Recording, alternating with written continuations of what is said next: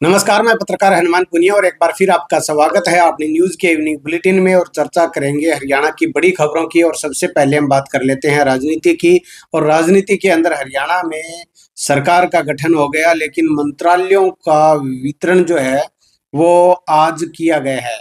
कौन से मंत्री को कौन सा पद दिया गया है वो पूरा विस्तार से हम बताएंगे। तो इसके अंदर हम बता दें कि 13 से ज्यादा विभाग मुख्यमंत्री नायब सिंह सैनी ने अपने पास रखा है। सबसे ज्यादा पावरफुल बनकर वो उभरे हैं हरियाणा के अब तक के मुख्यमंत्रियों में। खास बात यह है कि इसके अंदर गृह, वित्त और आबकारी मंत्रालय सीएम ने अपने पास रखे हैं। इस लिहाज से बीजेपी सरकार के पिछले सीएम मनोहर लाल खट्टर और कांग्रेस के मुख्यमंत्री रहे भूपेंद्र सिंह हुड्डा से भी ये ताकतवर बन चुके हैं। दरअसल 2005 से लेकर 14 तक भूपेंद्र सिंह हुड्डा हरियाणा के मुख्यमंत्री थे और कभी भी उनके पास वित्त और आबकारी विभाग नहीं रहा है। उनकी सरकार में यह विभाग दूसरे मंत्रियों के पास रहा है। और अब बात कर लेते हैं दूसरे मंत्रियों को किसको क्या कुछ पद मिले हैं। तो उसके अंदर सबसे पहले हम बात कर लेते हैं मुख्यमंत्री की। और मुख्यमंत्री के पास home, finance, planning, excise and taxation, CID, town and country planning, urban estates, information public relation, भाषा एवं सांस्कृतिक, administration of justice, general administration, housing for all, personnel and training, कानून एंड विधायी कार्य। और बाकी वो महकमे जो किसी अन्य मिनिस्टर के पास नहीं है वो सारे के सारे सीएम के पास रहेंगे। उनके अलावा दूसरे नंबर पर शपथ लेने वाले अनिल विज के पास बिजली मंत्रालय, ट्रांसपोर्ट और लेबर मंत्रालय है। कृष्ण लाल पंवार के पास डेवलपमेंट एंड पंचायत मंत्रालय, माइंस एंड जियोलॉजी मंत्रालय इनके पास होगा। राव नरबीर के पास इंडस्ट्री एंड कॉमर्स, पर्यावरण, वन और वाइल्ड लाइफ, विदेशी सहयोग, सैनिक और अर्धसैनिक कल्याण। महिपाल ढांडा के पास स्कूली शिक्षा, उच्च शिक्षा, आर्काइव और संसदीय कार्य का विभाग इनके पास रहेगा। विपुल गोयल के पास revenue and disaster management, urban local bodies और सिविल एविएशन, ये डिपार्टमेंट इनके पास रहेंगे। वहीं अरविंद कुमार शर्मा के पास सहकारिता, जेल, चुनाव और हेरिटेज एंड टूरिज्म, ये डिपार्टमेंट इनके पास रहेगा। श्याम सिंह राणा के पास कृषि एवं किसान कल्याण विभाग, पशुपालन एवं डेयरी विभाग और मत्स्य विभाग इनके पास रहेगा। रणवीर गंगवा को जन स्वास्थ्य अभियांत्रिकी और पीडब्ल्यूडी डिपार्टमेंट इनको दिया गया है। वहीं कृष्ण कुमार बेदी के पास सामाजिक न्याय एवं अधिकारिता, एससी और बीसी कल्याण और अंत्योदय सेवा, वहीं हॉस्पिटैलिटी और वास्तुकला का डिपार्टमेंट इनके पास होगा। श्रुति चौधरी को महिला एवं बाल विकास विभाग और सिंचाई एवं जल संसाधन विभाग इनको दिया गया है। वहीं आरती राव को स्वास्थ्य विभाग, चिकित्सा शिक्षा एवं अनुसंधान विभाग और आयुष विभाग इनको दिया गया है। राजेश नागर को खाद्य, नागरिक आपूर्ति एवं उपभोक्ता, प्रिंटिंग और स्टेशनरी डिपार्टमेंट इनको दिया गया है। वहीं गौरव गौतम को युवा सशक्तिकरण एवं उद्यमिता स्वतंत्र प्रभार इनके पास है। खेल स्वतंत्र प्रभार है और कानून एवं विधायी अटैच्ड, ये विभाग इनको दिए गए हैं। तो ये बड़ी खबर है आज का। इस तरह का जो शपथ ग्रहण समारोह के बाद में चर्चा थी कि कौन से मंत्री को कौन सा पद मिलेगा, तो ये हमने आपको विस्तार से बता दिया है।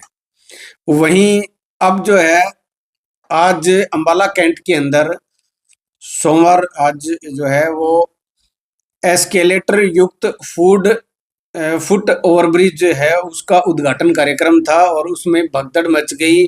और उसमें एसडीएम सत्येंद्र सिंह और उनके गनमैन विजेंद्र कुमार को मामूली चोटें आई है, उनके हालात ठीक है। इनके अलावा रमन अग्रवाल, राकेश राम, सुनील अग्रवाल, सत्य प्रकाश, जीतो देवी, महेश गुप्ता और पंकज गिरकर घायल हो गए।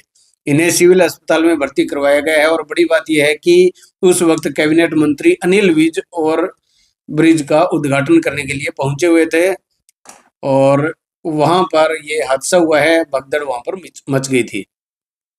वहीं बात कर लेते हैं कांग्रेस की हार पर भूपेंद्र सिंह हुड्डा ने कहा है कि कहीं मानव पर मशीन भारी न पड़ जाए, जरूरत पड़ी तो हम कोर्ट में भी जाएंगे। अभी भी उनको मन में ये है कि वहां पर जो चुनाव था उसके अंदर ईवीएम में गड़बड़ी की गई है। तो उसको लेकर आज भूपेंद्र सिंह हुड्डा का, पूर्व सीएम हरियाणा के, उनका आज ये बयान आया है। उन्होंने कहा है कि हमने इलेक्शन कमीशन को शिकायत की है और इसके जवाब का इंतजार हम कर रहे हैं। जरूरत पड़ी तो पार्टी कोर्ट में भी जाएगी। ऐसे में ऐसा न हो जाए कि मानव पर मशीन भारी पड़ जाए। दरअसल हरियाणा के अंदर चुनाव थे, पूरा माहौल था कांग्रेस का, उसके बावजूद कांग्रेस 37 सीटों पर सिमट गई थी। बीजेपी ने 48 सीटें हासिल करके बहुमत हासिल किया था और अब बीजेपी की सरकार बनी है। और ईवीएम में गड़बड़ी का आरोप बीजेपी की तरफ से, कांग्रेस की तरफ से लगातार लगाया जा रहा था। चुनाव आयोग को इसकी शिकायत की जा चुकी है और इस मामले के अंदर अभी भी कांग्रेस पार्टी कह रही है कि गड़बड़ हुई है। वहीं हरियाणा में नई सरकार बनने के बाद विधानसभा सत्र की डेट फाइनल हो चुकी है। 25 अक्टूबर से सत्र की शुरुआत होगी। सदन की कार्रवाई 2 दिन तक चलेगी। विधानसभा में सबसे सीनियर विधायक डॉक्टर रघुवीर कादियान को प्रोटेम स्पीकर नियुक्त किया गया है। रघुवीर कादियान विधानसभा के पहले भी स्पीकर रह चुके हैं। 25 अक्टूबर को सुबह 10 बजे राज्यपाल बंगारू दत्तात्रेय उन्हें प्रोटेम्प्ट स्पीकर की शपथ दिलवाएंगे और उसके बाद कादियान सभी नवनिर्वाचित विधायकों को शपथ दिलवाएंगे। इसके अलावा स्पीकर और डिप्टी स्पीकर भी चुने जाएंगे। और चर्चा है कि घरौंडा के विधायक हरविंदर कल्याण व बल्लभगढ़ के विधायक मूलचंद शर्मा में से एक स्पीकर बनाया जा सकता है। वहीं जींद के कृष्ण मिड्ढा और सफीदों के विधायक रामकुमार गौतम में से एक डिप्टी स्पीकर नियुक्त किया जा सकता है। इन पर जो है वो चर्चा चल रही है। वहीं आज हरियाणा के विकास एवं पंचायती राज मंत्री कृष्णलाल पंवार पानीपत में अधिकारियों के संग बैठक की है। 10:30 बजे वो जिला सचिवालय में डॉक्टर भीमराव अंबेडकर की प्रतिमा का माल्यार्पण किया। उसके बाद में 11 बजे उपायुक्त कार्यालय में जिले के सभी अधिकारियों के साथ मीटिंग की है। बैठक के अंदर सभी विभाग के अधिकारी जो है वो शामिल रहे थे और उसके अंदर किए गए विकास कार्यों, चल रहे विकास कार्यों और किए जाने वाले विकास कार्यों की समीक्षा की गई है। और बैठक के दौरान एक जो है दूसरे विभाग, खनन विभाग के जिला स्तर पर चल रहे कार्यों की भी उन्होंने समीक्षा की है।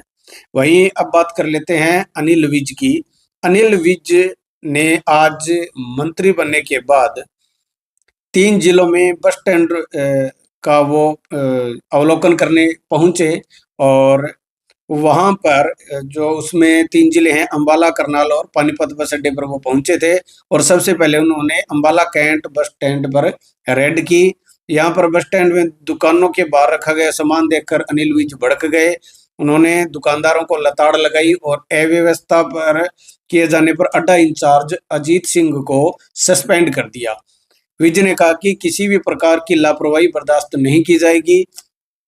उन्होंने सभी संबंधित विभाग के अधिकारियों को बस स्टैंड की व्यवस्था दुरुस्त करने के लिए निर्देश दिए हैं। उसके बाद अनिल विज बस में सवार होकर करनाल पहुंचे और वहां पर अड्डा का निरीक्षण किया। निरीक्षण के दौरान अनिल विज को दुकानों के बाहर रखा सामान वहां पर भी मिला और उसको लेकर फटकार उन्होंने लगाई है। उसके बाद वो बुकिंग काउंटर पर गए जो कि बंद मिले और उन्होंने रोडवेज कर्मचारियों से पूछा कि ये बुकिंग काउंटर बंद क्यों है। तो कर्मचारियों को विज ने लताड़ लगाई और कहा कि इसको दुरुस्त किया जाए। और बाद में वो रसोई का भी अवलोकन किया बस स्टैंड की और वहां पर भी अनियमितता उन्होंने देखी। इस हिसाब से अनिल विज के रडार पर करनाल के जीएम भी आ गए। उन्होंने अधिकारी को कहा कि जनता का पैसा है और 5 साल में जनता अकल ठिकाने लगा देती है, तो इन्हें कैसे यहाँ दुकानें लगवा दी। इनके खिलाफ कार्रवाई करो और पुलिस बुलाओ और इन लोगों के खिलाफ सख्त से सख्त कार्रवाई करो। तो वहीं बाद में उन्होंने पत्रकारों से भी बातचीत की तो उन्होंने कहा कि मैं एक कार्यकर्ता हूँ और सरकार ने दायित्व दिया है तो मैं तो देखने निकला था और यहाँ क्या हो रहा है, लेकिन अब यहाँ पर गड़बड़ जो काफ़ी हो रही है, वो उसको सुधारना मेरी प्रायोरिटी प्राथमिकता रहेगी। तो एक हिसाब से हम कह सकते हैं कि एक टैगलाइन उनके नाम की है कि गब्बर इज बैक, यानी कि अनिल विज को गब्बर का एक टैग मिला हुआ है और उसी के तहत मंत्री बनने के बाद उनको कार्यभार, उनके कार्यालय जो मिल गए हैं, डिपार्टमेंट मिल गए हैं, तो उसमें वो अपना वर्किंग उन्होंने आज से शुरू कर दी है। अब देखना ये होगा कि उनके यहाँ पर वर्किंग से कितना असर पड़ेगा, कितना सुधार होगा, पब्लिक को कितना फायदा होगा। तो ये बड़ी बड़ी खबरें हैं। अब हम एक और खबर के बारे में जानकारी दे देते हैं कि हमने करवा चौथ पर्व पर अनोखी प्रतियोगिता शुरू की थी। उसके अंदर पति पत्नी जो भी है वो उन्होंने अपना करवा चौथ मनाया है, तो और उसमें वो फोटो हमारे पास पहुंची, हमने हमारे फेसबुक पेज और चैनल पर डाली है। उसमें सबसे ज़्यादा लाइक, कमेंट और शेयर करने वाले को 3 प्रत्याशी जो उसमें चुने जाएंगे, उनको हम अपनी तरफ से, अपनी प्रेस की तरफ से उनको सम्मानित किया जाएगा।